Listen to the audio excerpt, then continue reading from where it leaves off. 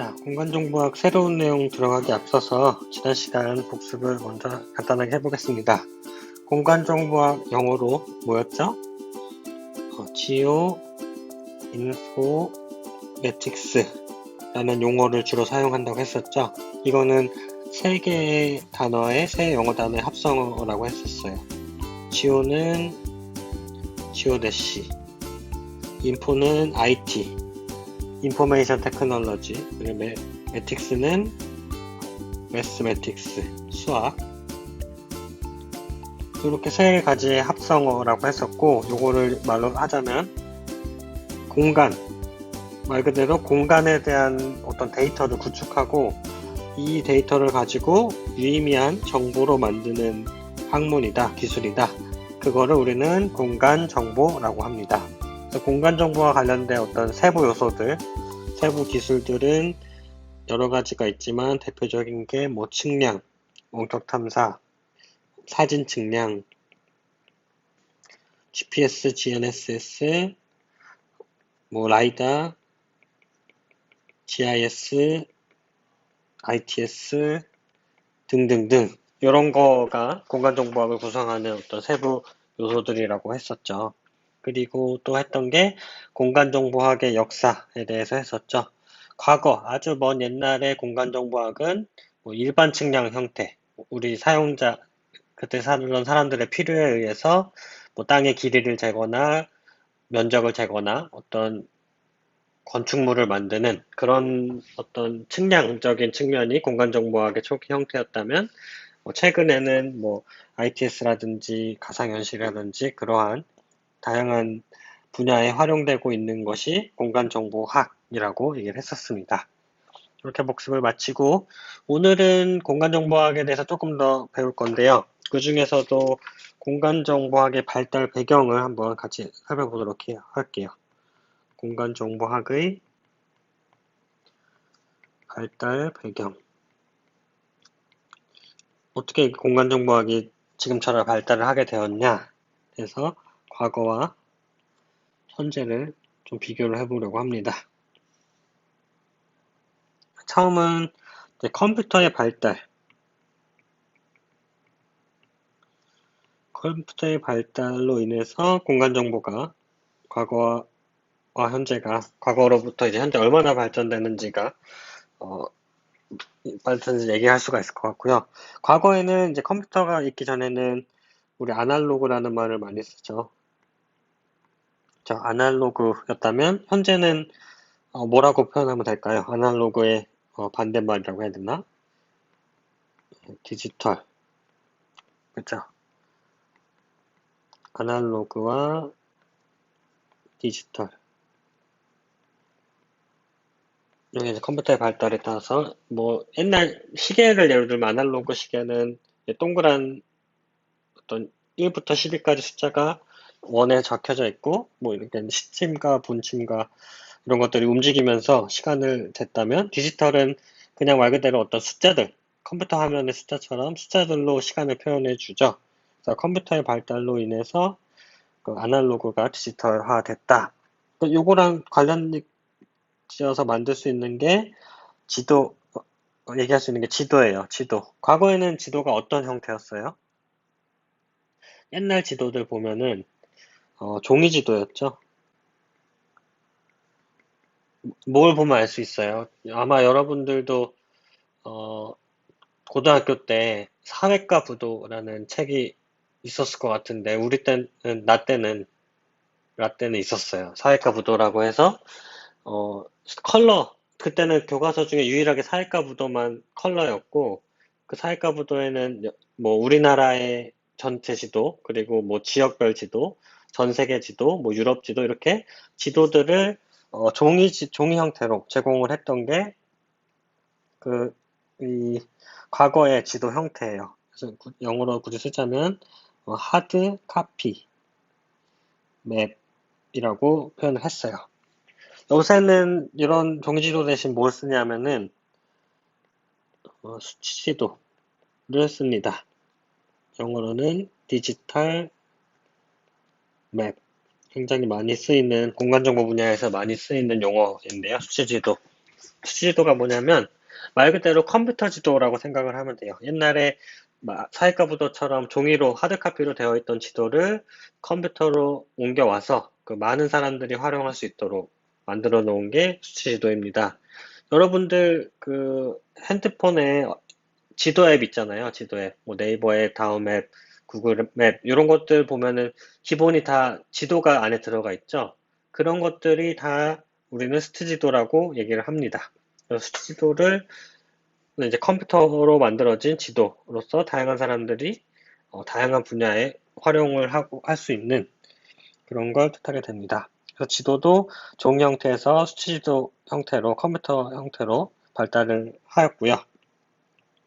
그리고 지구와 지형 관측 측면에서 어떻게 바뀌었는지 과거와 현재를 과거에는 일반 측량처럼 현장을 조사했죠. 직접 우리가 어떤 조사가 필요한 곳에 가가지고 어, 뭐 거리도 재고 각도 재고 그런 직접 측량 주로 했다면 현재는 원격 탐사라든지 사진 측량 기술을 이용해서 직접적인 접촉 없이 내가 관심 있는 지역을 직접 가서 조사하지 않고 원격 탐사나 사진 측량 기술을 이용해서 조사를 할 수 있게 되었죠. 이런 것이 이제 공간정보학의 발달 배경 중에 지구와 지형 관측에 초점을 맞춘 거고요. 정보 네트워크 기술 측면에서는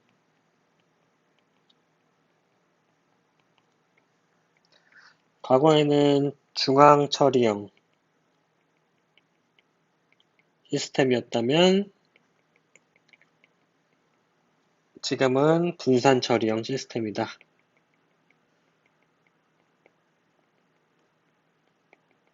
그렇죠? 과거에는 하나의 어떤 대형 컴퓨터라든지 그런 데에 다 접속해서 뭐 데이터를 처리하고 뭐 그런 시스템이었다면 지금은 다 이제 분산해서 보유하고 처리하고 그렇게 할 수 있는 상태인 거죠. 다음은 재난 재해 예측입니다. 과거에는 이제 재난재해가 발생을 했다. 그럼 발생하고 난 다음에 그 현장에 가서 그냥 일회성, 사후에 일회성으로 뭐 측량을 방식으로 조사를 했다고 하면 현재는 연속적인 모니터링이 가능하죠. 심지어 이 재난재해가 발생하기 전에 데이터도 얻을 수가 있어요. 위성을 이용해서 혹은 그 재난재해가 발생하기 전에 미리 취득해 두었던 항공 사진이라든지 드론 사진을 이용해서 재난재해가 발생하기 전 그리고 재난재해가 발생하고 났을 때에 나고 난 후에 위성과 뭐 항공 드론 사진을 이용해서 이들 간의 비교를 통해서 연속적인 모니터링이 가능하다. 이런 것이 이제 현재 공간정보 기술의 장점이 되겠고요. 마지막으로 정보 유통 측면에서 보자면 과거에는 폐쇄적이었고 제약이 많았어요. 왜냐하면 이런 그 땅에 대한 정확한 정보가 굉장히 그 큰 재산이잖아요. 큰 정보력이고. 그래서 이런 좋은 공간 정보 데이터가 있으면 얘를 잘 공유 안 하고 이제 본인이나 뭐 이렇게 필요한 아는 사람들만 갖고 있는 그런 경우가 많이 있었는데 지금은 아무래도 정보 공개 정책,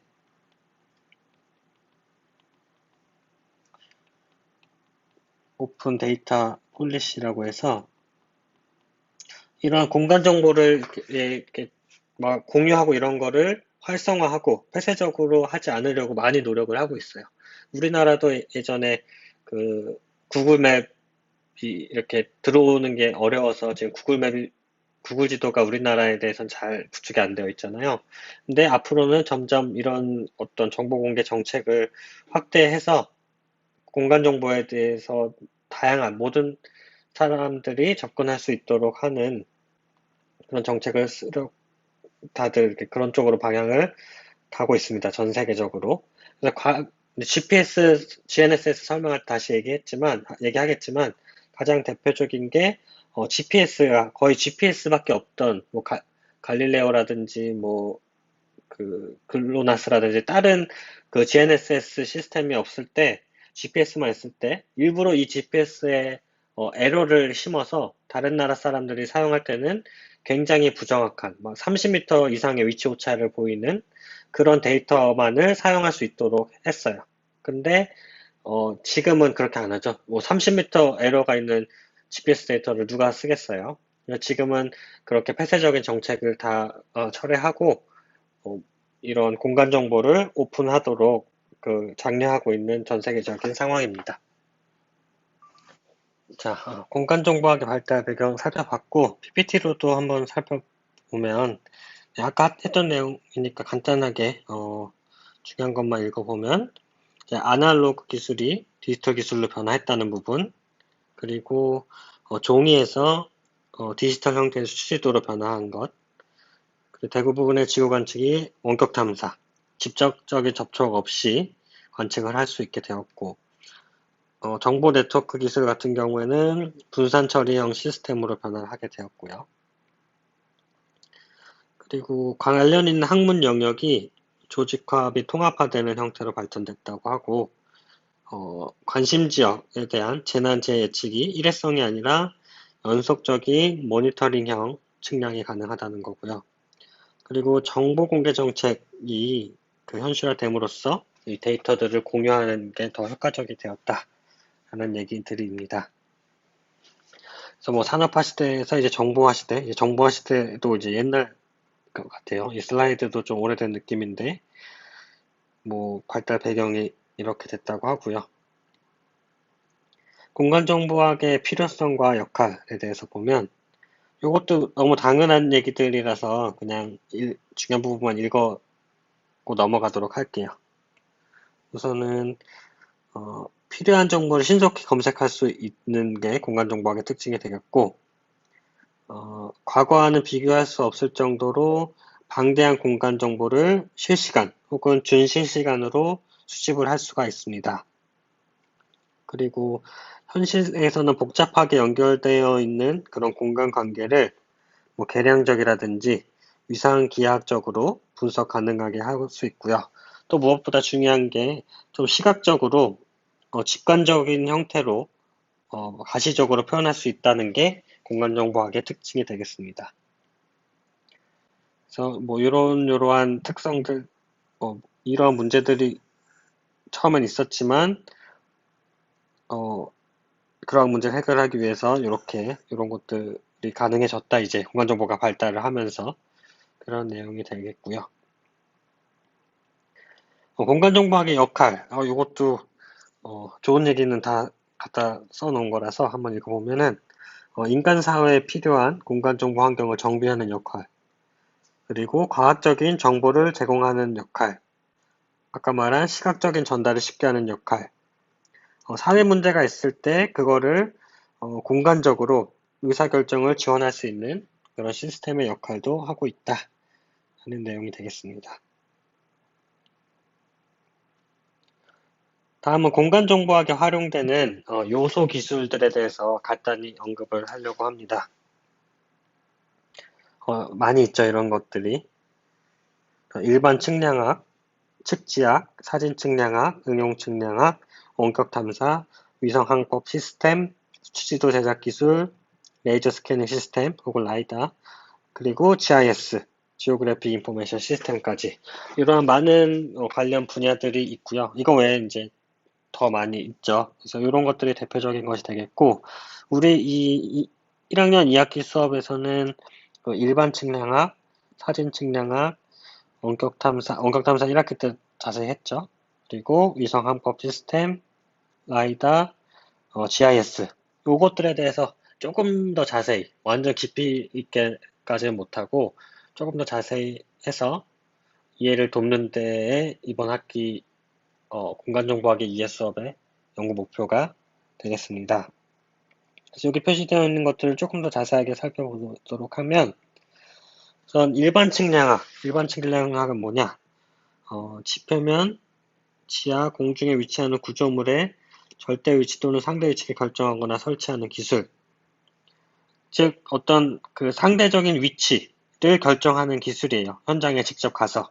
그래서 이런 레벨을 이용한, 레벨은 요 기계를 레벨이라고 하는데, 높이를 재는, 상대적인 높이를 재는 그런 기계예요. 이런 레벨을 이용하거나, 토탈 스테이션을 이용해서 각 거리, 높이 같은 거를 측정을 해서 어떤 정보를 제공해주는 것이 이제 일반 측량하게 되겠고요. 다음은 측지학. 측지학은 지구의 모양과 크기를 결정하기 위한 학문입니다. 그래서 위치, 지구상의 이미점, 내가 관심 있는 어떤 점의 위치를 결정하는 그런 것으로서 기하 측지와 중력 자기장 등을 고려한 물리 측지, 이러한 것들을 다룹니다. 위치를 결정하는 기하 측지, 중력 자기장 등을 고려한 물리 측지, 뭐 이렇게 크게 나뉠 수 있다고 합니다. 그리고 사진 측량학, 사진 측량학이라는 건 뭐냐? 아까 일반 측량학 있었죠? 일반 측량학 같은 경우에는 직접 현장에 나가서 레벨이나 토탈 스테이션을 이용해서 위치의 어떤 절대적인, 상대적인 위치라든지, 아니면 위치 간의 어떤 각, 거리, 면적, 이런 거를 재는 거였는데, 사진 측량은 그런 현장에 직접 나가는 것이 아니라, 이렇게 비행기를 띄워서 이렇게 중첩하는 형태로 사진을 계속 찍어서 우리가 사진 찍은 이 지역에 대한 어떤 실제 위치 정보, 실제 위치의 거리, 뭐 면적 이런 것들에 대한 정보를 제공하는 학문이에요. 즉, 그러니까 항공 사진으로 사진을 찍어서 얘를 왜곡이 없는 지도 형태로 만들어주는 과정을 이제 사진 측량학이라고 크게 보면 얘기를 할 수가 있습니다. 그래서 뭐 이러한 평면적인 위치뿐만 아니라 3차원적인 정보, 높이 정보까지 얻을 수 있는 게 사진 측량학의 특징이 되겠고요. 다음은 응용 측량학은 말 그대로 앞에서 말한 측량을 다양한 분야에 응용을 하는 걸 말합니다. 국토계획이나 각종 건설 공정에서 실제로 많이 필요로 하는 측량 기술을 다루는 학문이래요. 도로 분야, 철도, 하천, 시설물에 대한 정밀 측량, 지하시설물, 이런 것들에 대한 측량이 모두 응용 측량에 포함된다고 할 수 있겠습니다. 다음은 원격 탐사. 원격 탐사는 지난 학기에 지겹게 했죠. 그쵸? 관심 있는 대상물에 대해서 전자기파를 이용해서 직접적인 접촉 없이 정보를 취득하는 학문 혹은 기술을 원격 탐사, 리모트 센싱이라고 했었고요. 다음은 위성항법 시스템이에요. GNSS, 글로벌 내비게이션 새틀라이트 시스템. 우리는 GPS라는 용어가 더 친숙하죠. 하지만 엄밀하게 얘기하면 GNSS에 포함된 것 중에 하나가 GPS입니다. 미국에서 사용하는 시스템인 GPS. 그래서 GNSS 위성항법 시스템은 뭐냐? 위성 위치 결정을 하기 위해 항법 위성을 쏘아 올리고 이를 통해 3차원 위치를 결정하는 시스템입니다. 그쵸? 지난 학기에 처음에 위성 소개할 때 그 위성 항법 시스템 위성도 조금 간단하게 소개를 했었던 걸로 기억을 하고 있는데 3차원 위치를 결정하는 게 목적이에요. 그리고 미국의 GPS, 러시아의 글로나스, 유럽의 갈릴레오, 중계국의 컴파스 등 여러 시스템이 존재합니다. 아직 우리나라에는 독자적인 시스템은 없고 항우연에서 멀지 않은 미래에 독자적인 GNSS 시스템을 갖출 계획입니다. 다음은 수치지도 제작 기술입니다. 수치지도라는 거는 얘기했었죠. 컴퓨터 지도. 우리가 옛날에 이건 옛날에도 너무 옛날이네요. 이런, 뭐라 그러지? 종이지도를, 이런 식으로 조금 더 실제 지형에 맞게 표현을 한 이게 종이지도라고, 얘가 종이지도라고 할 수 있겠네요. 이거는 뭐라고 표현해야 될지 모르겠어요. 옛날 지도? 김정우 지도? 네, 모르겠는데, 하여튼 이런 옛날 초기 형식, 실제 지형을 표현하는 것과는 조금 오늘날 표현하는 것과는 조금 차이가 있는 이런 옛날 지도를 이렇게 가운데처럼 종이 지도로 만들었다가 최근에는 오른쪽 그림처럼 컴퓨터상에서 볼 수 있는 수지도로 만드는 요 오른쪽 그림과 같은 지도를 만드는 기술이 수지도 제작 기술입니다. 그래서 이러한 수지도를 만들 때 그 현장에서 조사해서 일일이 뭐 각도 재고 거리 재고 위치를 파악하기가 어렵기 때문에 대부분이 이 수지도는 그 항공 사진 측량 기술을 이용해서 만들어 왔었습니다. 다음은 라이다, 라이트 디텍션 앤 레인징의 약자인 라이다는 그 레이저 펄스를 이용해서 그러니까 빛 펄스를 쏴서 관심 있는 대상물에 맞고 돌아오는 데까지 걸리는 시간, 그 시간차를 이용해서 나와 그 대상물 간의 거리를 재는 그런 기술입니다. 나와 대상물의 거리를 잰다는 얘기는 결국 3차원 데이터를 취득을 하는 거다.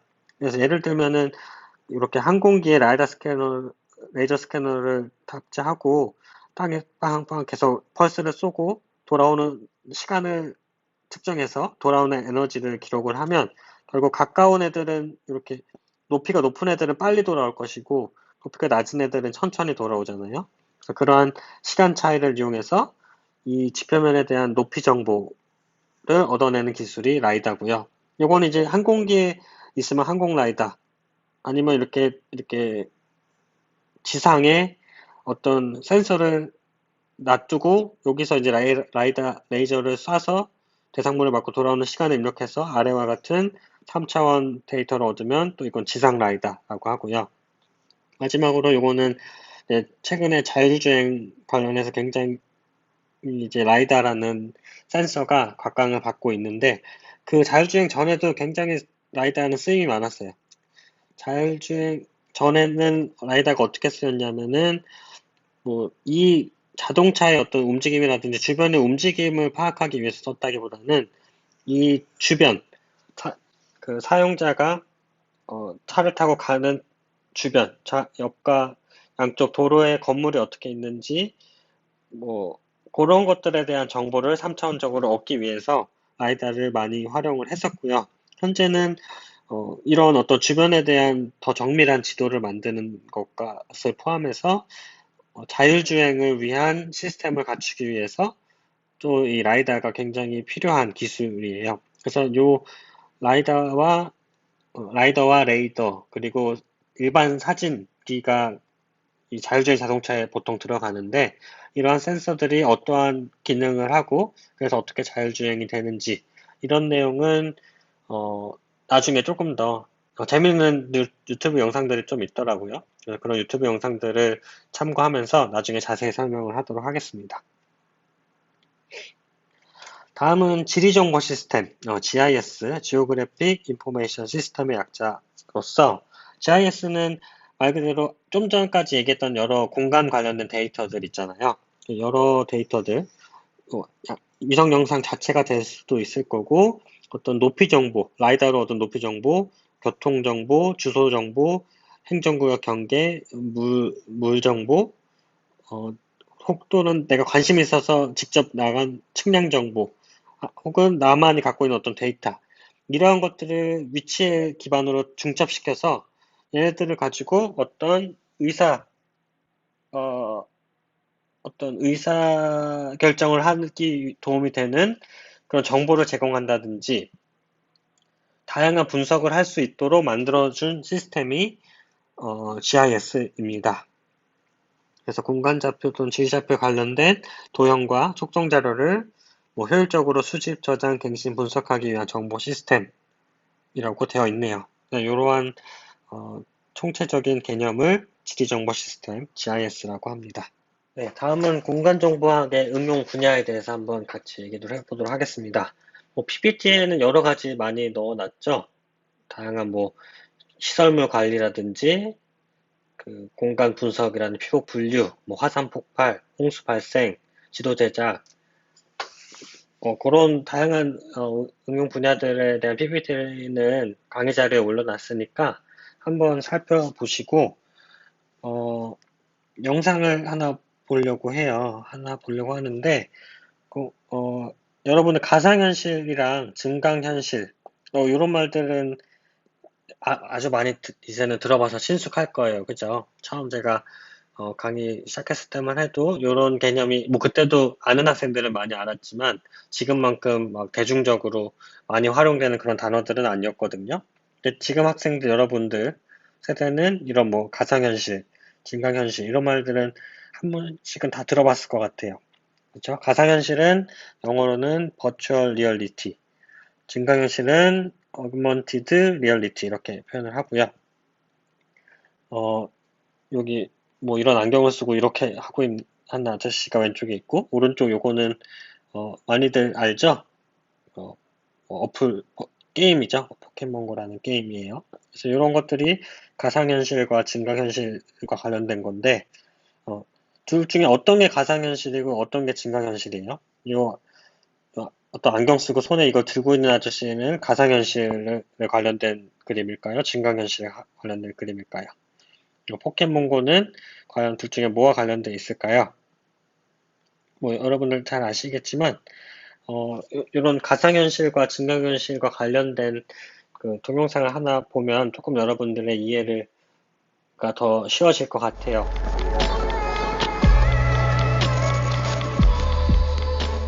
Hi, welcome to another Cold Fusion video.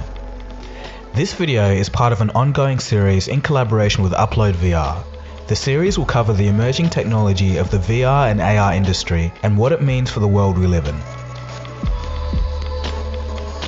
Virtual reality and augmented reality. They seem to be hot buzzwords which we've all heard before. But what are they exactly, and what's the difference between them? In this video, we'll take a look. Let's start with VR. In simple terms, VR is a computer-generated simulation or replacement of one's environment. For example, you put on a headset, it blocks out your world view and substitutes a digital world that's designed to fool your senses. From the point of view of your brain, you're somewhere else. It's a form of mental teleportation, if you will. So where did VR come from? There's going to be a full video on the history of VR, but the basic gist is as follows. The origins of VR as a technology system can be traced back to 1962 when filmmaker Mort Heelig created the Sensorama. It was an arcade-style cabinet with a 3D display, vibrating seat, stereo sound, fan, and scent producer. One of the experiences was riding a motorcycle down the streets of Brooklyn. The viewer would have a 3D view of the streets while having the wind blow in their face, while simultaneously feeling the vibration of the motorcycle seat and even experiencing the smells of the city. Although it was absolutely revolutionary for the time, the idea largely didn't gain traction.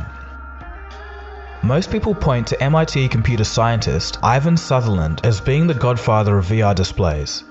In 1968, he created the Sword of Damocles, the first VR headset. He and his colleagues at MIT started the first virtual headset experiments. As a side point, Sutherland was a low-key genius. He also invented Sketchpad in 1963, an advanced software for computer-aided design and a breakthrough in human-computer interaction. But more on this in the full history video.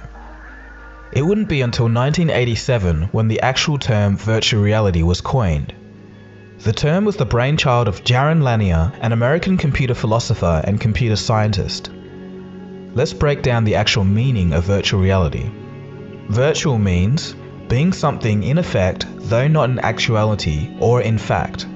This is from mid-15th century English. So in other words, ideally, VR is an approximation of our reality that is digital, but not reality itself. Since its inception in the late 60s, VR hardware has existed largely in university research labs in hilariously big and bulky forms, never to test the waters of mainstream consumer product, but more for an understanding of the limits of our brain's perception systems. It was also a helpful tool for PTSD and cognitive behavior therapy patients. Over the years, various companies such as Nintendo and NEC have tried bringing VR to the consumer market, but these efforts were major failures. The reasons for the industry's previous failures will be looked at in future videos, but broadly speaking, the technology just wasn't there and the threshold for building a convincing headset was too high. Until now. Currently, VR is quickly becoming extremely relevant to gamers, 3D artists, architects and real estate agents, teachers and students, and even astronauts. After crying wolf a number of times, VR is finally showing some promise this time around. Okay, let's move on to augmented reality. Augmented reality, also known as mixed reality, is a different beast from VR. This is because its main purpose isn't to cut out the real world and transport you to another one, but rather it's to be an enhancement of your real world with a set of magical virtual objects in it. When a person's real environment is supplemented or augmented with computer-generated images, usually motion tracked, then that's augmented reality. So if you played Pokemon Go when that was a thing, or have used Snapchat lens face filters, then you've already used primitive forms of augmented reality. Here's another day-to-day but fairly amusing example of augmented reality from a third-person point of view. The roads have been cleared. We're ready to get back out on the roads. Let's bring this car out actually into augmented reality and show you what I'm talking about. Because you hit the roads are clear, visibility looks great, right? You think there's no problem, but then you get behind this guy. You know, the one that doesn't clear the snow and the ice off. The term augmented reality is attributed to a former Boeing researcher, Thomas Caudell, in 1990. Augment is from the Latin word augere, which means to increase or to add. Hence, AR technology is adding to our existing reality. Currently, augmented reality is also showing promise with efforts like Microsoft's HoloLens and the very secretive Magic Leap project. So let's take a quick summary of both technologies.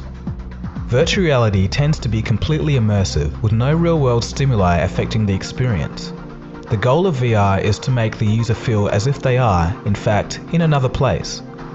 In stark contrast to this, augmented reality acts as a digital addition to the user's world. For example, objects can appear on tables, information can be displayed in floating windows, and graphics can be generated, all seamlessly motion tracked to the user's field of view. The thing that makes AR and VR different from any other forms of technology is that it directly affects the perceptions and processes of the human mind in an obvious way. It's the only technology that can provide actual packaged experiences. While there are a large number of people that do think both AR and VR are a fad that will fade out like previous hype cycles of the technologies in the 80s and 90s, the thing to note here is that the underlying technology is vastly more powerful this time round and is very much feasible. Think of it as a time that's parallel to smartphones just before the iPhone. We just need the right blend of killer AR and VR applications, product, price, and consumer demand to really begin the altered reality spark. At current rates, by 2025, attractive AR and VR experiences will be commonplace. If done right, these technologies show incredible potential. Thanks for watching, guys. This was just an introductory video and there'll be more videos coming. 자, 잘 봤나요? 이제 가상현실이랑 증강현실의 차이점이 뭔지, 공통점이 뭔지 조금 이해가 더 잘 되시는지 모르겠어요. 짧은 영상 하나 더 보고 오늘 수업을 마치려고 해요. 요거는 영화 예고편이에요. 영화도 이제 2018년 영화니까 지금은 조금 됐네요. 레디 플레이 원이라는 영화인데 혹시 본 학생들도 많이 있을 것 같아요. 저도 최근에는 영화를 많이 못 봐서 최근에 더 관련되어 있는 가상현실 혹은 증강현실이랑 관련되어 있는 영화를 소개해주고 싶은데 저도 많이 최근에는 아는 영화가 없어서 조금 이제 됐지만 어느 정도 2018년 영화긴 하지만 요 예고편을 보고 이제 여러분들이 이제 가상현실과 증강현실에 대한 제가 제시한 과제를 잘 수행을 하면 되겠습니다. 자, 이 영상 보고 오늘 수업을 마치도록 하겠습니다.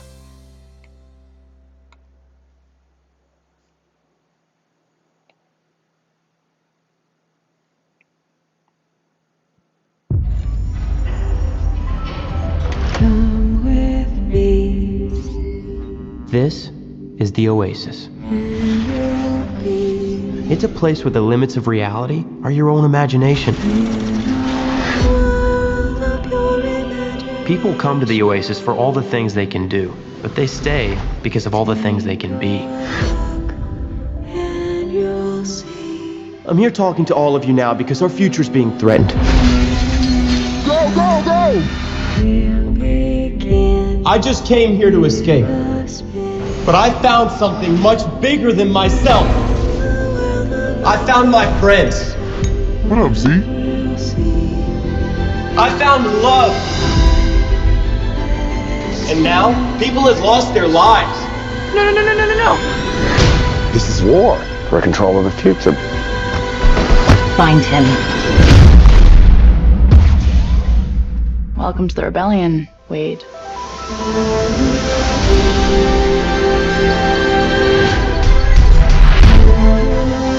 You don't tell anyone who you are. You can't use your real name.